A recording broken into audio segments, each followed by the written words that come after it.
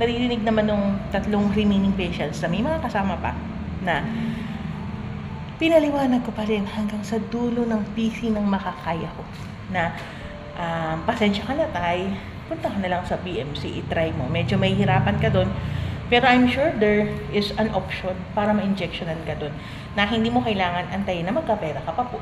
So, I explained it with as much as respect as possible.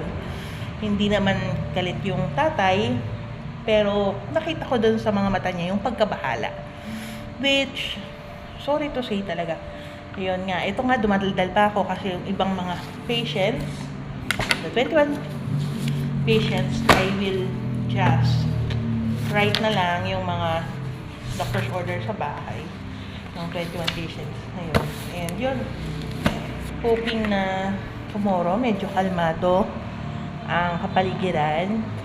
And just a safety reminder for everyone na magpa-vaccine po tayo. I have like 7 patients today na a month ago nung nakagat o nakalmot sila ng high risk dahil mga strays ang nakakalmot o nakakagat.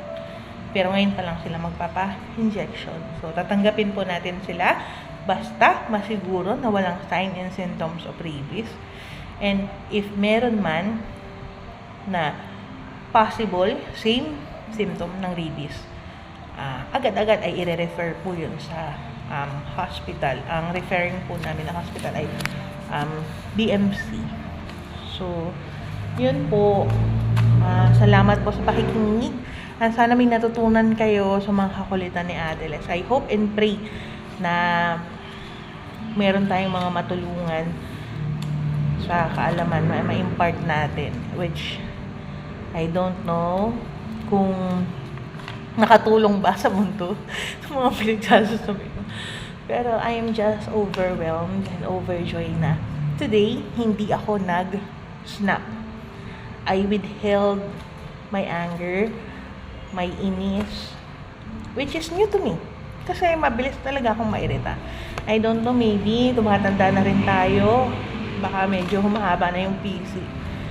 Pero nakita ko rin kasi yung hunger ng mga tao na matulungan. Some of them went to BMC and then kalagitnaan, because natagalan, nainip na sa pila, napagod na, nahilo, nagutom. So they went here. So, paano natin susugitan yung mga ganong tao, 'di ba?